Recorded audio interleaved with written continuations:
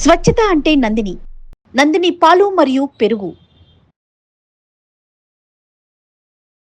Nandini milk సమర్పించి Ugadi special ఎపిసోడ్కి స్వాగతం.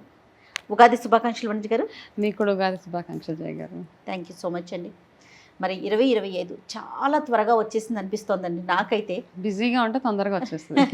ఈ సంవత్సరం ఎలా ఉండబోతోంది ఏంటి, అన్ని రాసులకి ఎలా ఉంది, అసలు ముందు మన దేశానికి ఎలా ఉంది? సో మామూలుగా అయితే ఇప్పుడు చూస్తే చాలా మంది ఒక టెర్రర్ పుట్టించేస్తున్నారు, ఏదో వరల్డ్ వార్ వచ్చినంత భయపడిచేస్తున్నారు. అంతే సంగతులు. కొన్ని రాసులు అయితే భయపడిపోయి వణికిపోయేలాగా మాట్లాడుతున్నారు. ఇంకా వాళ్ళకి ఇంకా లైఫ్ లేదు. ఫస్ట్ అన్నిటికంటే ప్రమాదకరమైనది భయం. మన భయమే మనం తినేస్తూ ఉంటుంది. సో ఏంటంటే ఈ మధ్య చెప్పారు మేష రాశి వాళ్ళకి బాగోలేదు, మీన రాశి వాళ్ళకి ఇంకా అంతే అట్టర్ ఫ్లాప్ అయిపోతారు వాళ్ళు, అట్లా ఇట్లా ఇవన్నీ చెప్పారు. సో ఏది ఎట్లా ఉన్నా ఫస్ట్ అండ్ ఫార్మోస్ట్ థింగ్ ఏంటంటే ఇవన్నీ అనుసరించి చాలామంది ఫాలో అవుతారు. అండ్ ఫస్ట్ భయాన్ని తీసి బయట పెట్టాలి. భయాన్ని బయటపెట్టి మనం ఏవేవైతే రెగ్యులర్గా మనం చేసే మంచి పనులు ఏవైతే ఉంటాయో, మంచి పూజలు కానివ్వండి, మంచి కార్యక్రమాలు, దాన్ని బేస్ చేసుకునే మన రిజల్ట్ ఉంటుంది. రూల్ ఆఫ్ లైఫ్ ఏంటంటే మనకి టైం బాగున్నప్పుడు కూడా మంచి చేయాలి, టైం బాగోలేనప్పుడు కూడా మంచి చేయాలి. మనం టైం బాగున్నప్పుడు చేసిన మంచి మనకు టైం బాగోలేనప్పుడు పనికి వస్తుంది, బ్యాంక్ బ్యాలెన్స్ లాగా. సో టైం బాగోలేనప్పుడు ఇంకా కొంచెం ఎక్స్ట్రా చేయాలి అంతే. ఎందుకంటే అలాగో ఈ బ్యాలెన్స్ క్యారీ ఫార్వర్డ్ అవుతుంది మీరు అన్ని బాగున్నప్పుడు మీరు చేసే మంచి పనులు. సో ఇది ఒకటే గుర్తుపెట్టుకొని ఇప్పుడు ఏ రాష్ట్ర వాళ్ళకైతే చాలా భయంకరంగా ఉంది, చాలా ఇదైపోతారు, పోలీస్ కేసులు అయిపోతాయి, కోర్టుకి వెళ్ళాల్సి వస్తుంది, యాక్సిడెంట్స్ అయిపోతాయి, జాబులు పోతాయి, ఇట్లా హెల్త్ పరంగా ప్రాబ్లమ్స్ వస్తాయని చాలామంది చాలా రకాలుగా చెప్తున్నారు. వాళ్ళందరికీ ఒకటి మీరు చేయాల్సిన 2-3 చిన్న చిన్న ఏంటంటే ఈ 7.5 ఎవరికైతే ఉందో సెకండ్ ఫేజ్ ఆఫ్ 7.5 నడుస్తుంది ఏళ్ళనాటి శనిలో రెండో ఫేజ్ అనమాట. ఒక్కొక్కటి 2.5గా డివైడ్ అవుతుంది ఏళ్ళనాటి శని. ఇప్పుడు రెండో ఫేజ్ కొంచెం ఇబ్బందులు పెడుతుంది అంటారు. సో ఆ రెండో ఫేజ్ ఇబ్బందులు పడకుండా ఉండాలి అంటే మీరు చేయాల్సింది ఏంటి అంటే ఫస్ట్ ప్రతిరోజు సూర్యుడిని చూసేలాగా ఉండాలి. అంటే సూర్యోదయానికంటే ముందు నిద్ర లేవడం ఒకటి. ఇంట్లో మీ పేరెంట్స్ ఎవరైతే ఉన్నారో ఆ పేరెంట్స్ని అట్మోస్ట్ రెస్పెక్ట్ఫుల్గా చూసుకోవడం ఒకటి. దాని తర్వాత చేపలు ఫిషెస్కి ఎంతగా ఫీడ్ చేయగలిగితే ఈ ఇయర్ మొత్తం ఎవరికైతే బాగోలేదో వాళ్ళందరూ చేపలకి మనం ఏదో ఒకటి అంటే మనం భూతదయ అంటాం, అన్నిటికీ ఏదో పెడుతూ ఉంటాం పశువులకి పక్షులకి. బట్ ఈసారి ఎక్కువగా ఫిషెస్కి మీరు ఎక్కడైతే సర్వీస్ లాంటిది అట్లా వెళ్ళి వాటికి ఏదైనా ఒకటి తినిపించడం అట్లాంటివన్నీ ఒకటి చేసుకోవడం ఒకటి. దాని తర్వాత మీకంటే తక్కువ స్థాయిలో ఉన్న వాళ్ళు సబార్డినేట్స్ ఎవరైతే ఉంటారో వాళ్ళని మర్యాదపూర్వకంగా చూసుకోవడం. అంటే కొంతమంది చాలా చీదరించుకొని వాళ్ళని చాలా ఇల్ ట్రీట్ చేస్తూ ఉంటారు, అట్లాంటివన్నీ చేయకుండా ఉండడం ఒకటి. తర్వాత రెగ్యులర్గా నీట్నెస్కి చాలా చాలా ఇంపార్టెన్స్ ఇవ్వడం. చాలామంది స్నానం అక్కర్లేదు, రేపు అక్కర్లేదు, ఈరోజు అక్కర్లేదు, ఈ నీట్నెస్ ఒకటి నీట్గా ఉంచుకోవడము. అండ్ రెగ్యులర్గా మీరు చేసే పూజలు. అండ్ 2025 ఇయర్ ఆఫ్ మార్స్ అంటే కుజగ్రహానికి సంబంధించిన ఇయర్ కాబట్టి నంబర్ 9 అనమాట ఓవరాల్గా. అయితే దీనికి ఫేవరబుల్ గాడ్ హనుమంతుడు. సో ఎవరికైతే శని బాధలు ఉన్న వాళ్ళు కూడా హనుమాన్ చాలీసా చదివి హనుమంతుడు ఆరాధన చేస్తూ ఉంటే కూడా వాళ్ళకి చాలా ఎక్సలెంట్గా ఉంటుంది. సో ఏం భయపడకుండా మీ ధర్మంగా మీరు ఏమేమి పనులు అయితే అవన్నీ చేసుకుంటూ వెళ్ళాలి, అవన్నీ చేసుకుంటూ మీ రెస్పాన్సిబిలిటీస్ 100% ఫుల్ఫిల్ చేస్తూ హనుమంతుడు ఆరాధన చేస్తే సూపర్ డూపర్గా ఉంటుంది ఈ ఇయర్. సో సహాయ సహకారాలు మరింత పెంచి అంతే కదండి. ఎగ్జాక్ట్లీ. అయితే మనం జనరల్గా ఉగాది అనగానే మనకి ఉగాది పచ్చడి, దాంతోపాటు ఉగాది పంచాంగం రెగ్యులర్గా ప్రతి ఒక్కరం ఫాలో అవుతుంది. పంచాంగంలో ఎవరికి వారికి ఒక ఇంట్రెస్ట్ ఉంటుంది. నా రాశికి ఎలా ఉంది, ఆదాయం ఎంత ఉంది, వ్యయం ఎంత ఉంది, తర్వాత అవమానం ఎంత ఉంది, రాజపూజ్యం ఎంత ఉంది చూసుకుంటాం. మన వాతావరణ పరిస్థితులు, రైతులు ఒకప్పుడైతే రైతులట వనిజ గారు మీకు తెలిసే ఉంటుంది. మన ఉగాది పంచాంగం నుంచే ఎప్పుడు వర్షాలు పడితే ఎప్పుడు ఏ పంట వేసుకోవాలి ఇలాంటివి కూడా తీసుకునేవాళ్ళు అప్పుడు. అవును, కరెక్ట్. ఇప్పుడు మనం ఓవరాల్గా వరల్డ్ వైడ్గా ఎలా ఉంది అని చూసుకుంటాము, వాతావరణ పరిస్థితులు ఎలా ఉన్నాయని చూసుకుంటాము, ఎవరికి వరకు ఇండివిజువల్గా కూడా మాట్లాడుకుంటాం. కొంతమందికి ఎప్పుడు పుట్టారు, ఎక్కడ పుట్టారు, డేటు టైము ఏం తెలియదండి. అలాంటి వారు అసలు ఎలా ఫాలో అవ్వాలి, అంటే ఎలా తెలుసుకోవాలి అనేది ఒక డౌట్ ఉంటుంది. మీరు ఒక టారో రీడర్గా మీరంతా నెంబర్స్ ప్రకారమే మాట్లాడతారు కాబట్టి ఈ రోజు మనము 1 to 9 వరకు తీసుకున్నాం.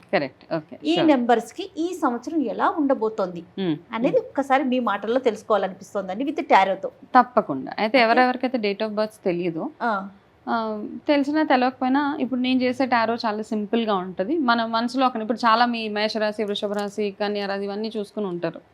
సో వాటిలో రిజల్ట్ ఎట్లా ఉన్నా ఒకసారి నా బిలీఫ్ మెయిన్ బాబా. ఓకే, బాబాని బిలీవ్ చేస్తే నేను టారోస్ చేస్తూ ఉంటాను ఏది చేసినా కానీ. బాబాని తీసుకొచ్చేసారు కదా మా దాకా. యా, సో 1 నుంచి 9 దాకా ఒక నెంబర్ మనం మనసులో అనుకుందాం. ఈ ప్రోగ్రామ్ అయ్యే లోపల, ఈ కార్డ్స్ తీసే లోపల 1 to 9 ఏదైనా ఒక నెంబర్ చూస్ చేసుకోవాలి. 1 to 9 మధ్యలో ఒక నెంబర్ని మనసులో అనుకోమంటారు. దాని ప్రకారం మీరు టారో రీడింగ్ చెప్తారు, అంతే కదండి? ఓకే. నాకైతే పర్సనల్గా నేను ఎంత బాగా నమ్ముతానంటే టారోని, నేను ఏ రోజు చెప్పలేదు. 200% నేను వనజ గారిని బ్లైండ్గా ఫాలో అవుతానండి. ఏ విషయం వచ్చినా నేను పర్సనల్గా తనకి కాల్ చేస్తాను, నాకు టారో రీడ్ చేసి తను చెప్తారు ఈ పని చేయొచ్చు చేయకూడదు, ఇది కరెక్ట్ కాదని. 201% అది కరెక్ట్గా అవుతుంది. Thank you so much for the trust. Start చేద్దామా? స్టార్ట్ చేద్దాం. తండ్రి, ఈ సంవత్సరం అందరికీ బాగుండాలి, అందులో మేము కూడా ఉండాలి. రిలేషన్షిప్ కార్డ్ తీశారు. Okay, number 1. ఓకే, అంటే ఆర్డర్ లో తీయక్కర్లేదు, నా ఇష్టమా? పర్లేదు, మీ ఇష్టం, ఎట్లా అన్నా తీయండి. ఓకే, నాకు తెలిసి ఏ కార్డ్కి ఏం చెప్తున్నాను. ఓకే.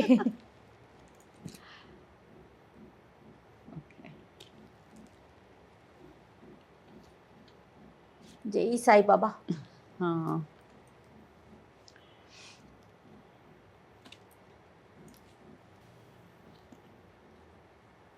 ఓకే, సో ఇవన్నీ నెంబర్ 1 వాళ్ళకి కార్డ్స్. ఓకే, మీరు తీసినవి నెంబర్ 1. ఓకే, ఇప్పుడు చూద్దాం. ఇక్కడ నెంబర్ 1 ఎవరు అనుకున్నారో ఇక్కడ ఉన్న వాళ్ళు కూడా, వాళ్ళకి కూడా. Okay, okay.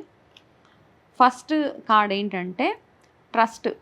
మీకు నెంబర్ 1 సెలెక్ట్ చేసుకున్న వాళ్ళకి ట్రస్ట్ ఇష్యూస్ చాలా ఉంటాయి అన్నమాట. ఎవరినైనా నమ్మాలి అంటే కాస్త ఏదో మీ పాస్ట్ లైఫ్లో అయిన ఇన్సిడెంట్స్ ఏదో ఇంతకుముందు సంవత్సరం ఎవరితో ఏదో ఇష్యూ అవ్వడం వల్ల అందరినీ నమ్మడానికి కొంచెం వెనకాడుతూ ఉంటారనమాట. ఓకే, అయితే అది ఎలాగా ఆ నమ్మకాన్ని మళ్ళీ ఎలా కుదుర్చుకోవాలనేది మళ్ళీ ఈ దీంట్లో చూద్దాం. సెకండ్ థింగ్ ఏంటంటే మానసిక ఆందోళన ఎక్కువగా ఉంటుంది. నెంబర్ 1 సెలెక్ట్ చేసుకున్న యాంగ్జైటీ ఇష్యూస్, మనశ్శాంతి లేకపోవడం అంటారు. సో ఇది చెప్తూనే నేను మీకు రెమెడీ కూడా చెప్పేస్తాను.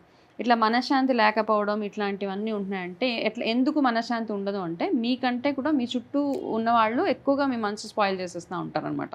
వాళ్ళ గురించి వీళ్ళ గురించి చెప్పి ఇట్లా. సో అట్లా చెప్పినప్పుడు ఫస్ట్ ఆఫ్ ఆల్ ఏంటంటే మీ జడ్జ్మెంట్ మీకు ఉండాలి. నెంబర్ 1 వాళ్ళకి మీ ఏదైతే మీరు నమ్ముతారో దాన్ని మాత్రమే ఫాలో అవ్వాలి. అందరి మాటలు విని అందరిది వినేసి మనసు పాడు చేసుకోవాల్సిన అవసరమే లేదు అక్కడ.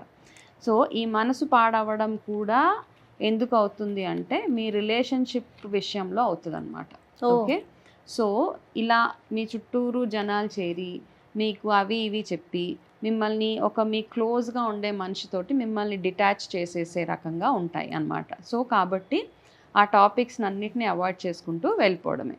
సో ఇదేంటంటే ఇది రిలేషన్షిప్ కార్డ్. ఈ రిలేషన్షిప్ కార్డ్లో కొంచెం డిటాచ్మెంట్స్ చూపిస్తుంది అనమాట. అంటే నాకు వీళ్ళతో అవసరం లేదు, వాళ్ళతో అవసరం లేదు అనుకునేస్తే ఒక ఫేజ్ ఆఫ్ లైఫ్కి అది ఎందుకు వెళ్తారు? మనశ్శాంతి లేకపోవడం వల్ల. మూన్ కార్డ్ అంట.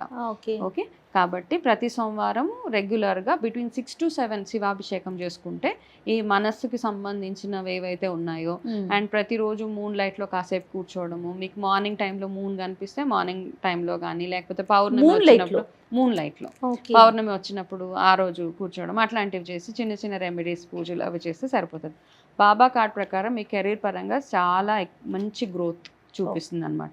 సో పర్సనల్ లైఫ్లో చిన్న చిన్న అప్స్ అండ్ డౌన్స్ ఉన్నా గ్రోత్ పరంగా, బిజినెస్ పరంగా అవ్వచ్చు, లేకపోతే కెరీర్ పరంగా, జాబ్స్ పరంగా ఎక్సలెంట్ గ్రోత్ అనమాట. అయితే ఈ గ్రోత్ కావాలి అంటే రెగ్యులర్గా మీ పేరెంట్స్ సేవ అవసరం అనమాట.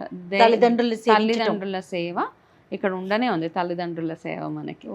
ఓకే, సో ఆ సేవ 100% మీరు చేసుకుంటూ ఉండాలి.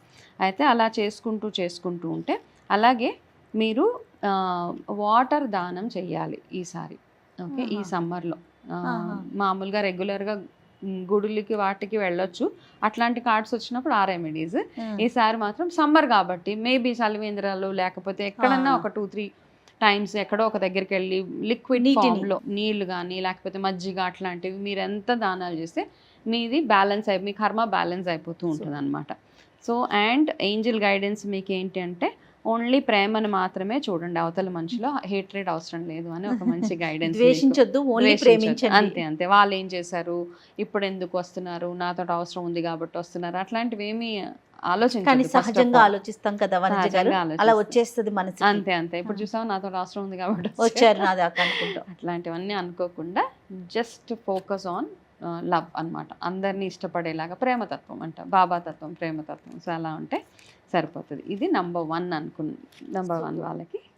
సో శివుడికి అభిషేకం చేయటం, Yeah. మూడ్ని చూడటం, పౌర్ణమి రెమెడీస్ చాలా వీడియోస్ ఉన్నాయి. పౌర్ణమి రెమెడీస్ చేయడము, ప్రతి సోమవారం బిట్వీన్ 6 to 7 శివాభిషేకం చేసుకోవడం, శివ స్తోత్రాలు అవి చదువుకుంటే సరిపోతుంది. వీళ్ళున్న వాళ్ళు సిల్వర్ వంటి మీద వేసుకునేలాగా చూసుకుంటే మీకు మనశాంతి లేకపోవడం ఇట్లాంటివన్నీ ఉండవు. జస్ట్ ఒక కాయిన్ అన్న బ్యాగ్ లోనో ఎక్కడ క్యారీ చేసినా సరిపోతుంది. వెండి చైన్, వెండి డాలర్, ఏదో ఒకటి సిల్వర్, వెండిని వాడుకో, వెండిని వాడితే హ్యాపీగా ఉంటుంది వీళ్ళకి. సూపర్ అండి, థ్యాంక్ యూ.